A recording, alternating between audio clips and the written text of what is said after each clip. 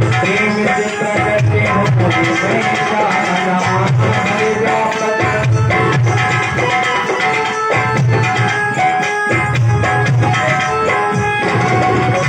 हरि व्यापक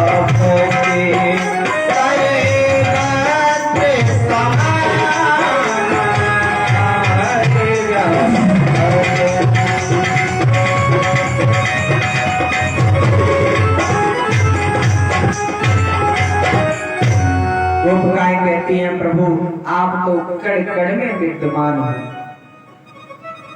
अच्छा प्रभु एक बात बताओ, आप कह रहे हो अपने पति को, अपने परिवार को, अपने बच्चों को छोड़कर एकांत स्थान पे आई हो।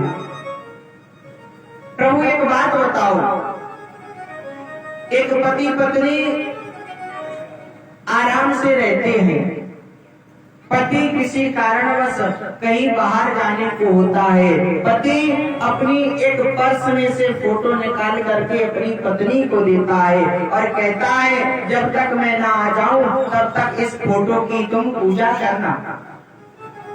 पति ने अपने पर्स में से निकाल कर अपनी फोटो अपनी पत्नी को दे दी और कह दिया जब तक मैं ना आ जाऊं तब तक इस फोटो की पूजा तुम करना।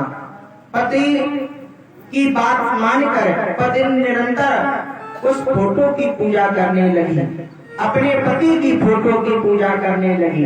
एक दिन प्रातः काल पति आ जाता है, उस दिन पत्नी स्नान आदि करके अपनी पति की फोटो की पूजा कर रही होती है। पति बाहर दरवाजे पर आकर के कुंडी बजाता है और आवाज लगाता है।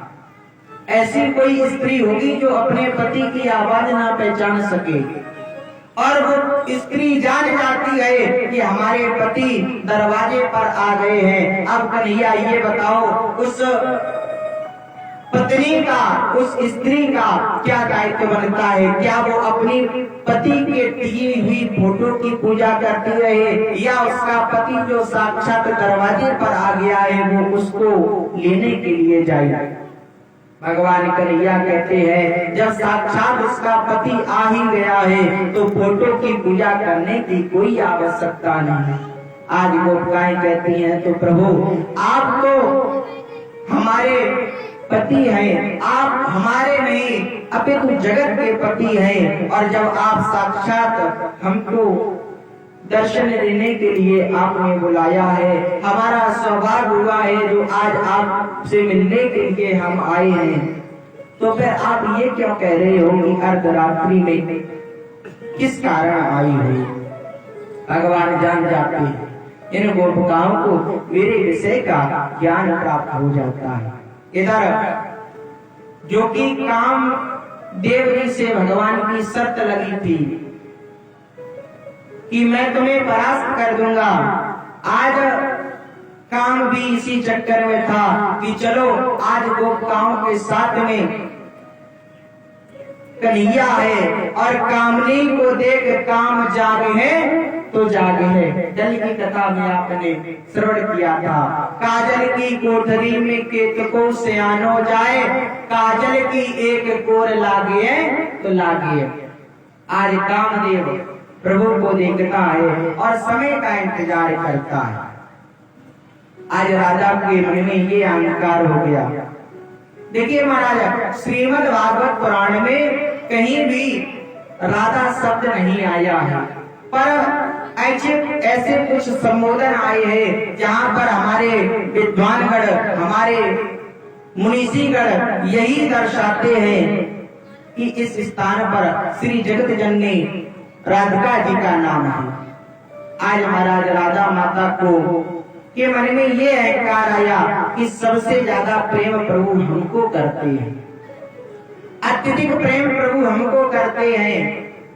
आज राधा रानी जी चलने में असमर्थ हो गई। आज जब सही से चल नहीं पा रही थी तो प्रभु ने कहा चलो इस कदम के पेड़ पर तुम चढ़ जाओ और इस कदम के पेड़ पर चढ़ करके हम तुम्हें अपने कंधों पर बिठा लेंगे। आज कामदेव सब कुछ देख रहा है। कामदेव ने शर्त लगाई थी, प्रभु अगर मैं जीत गया तो आपको मेरा पुत्र बन करके आना पड़ेगा, और अगर आप जीत गए तो मैं आपका पुत्र बन करके आऊंगा। ये शर्त लगाई थी।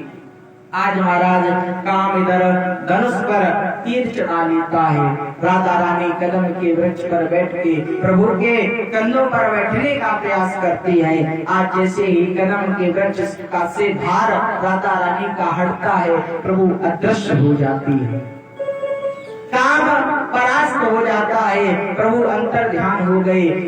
राधा रानी जो हमारी आज पृथ्वी पर गिरती है, आज राधा रानी जी का सारा अभिमान चूर हो जाता है। महाराज आज सभी गोपिकाएं प्रभु को बुलाते हैं, श्याम मुरली को बजा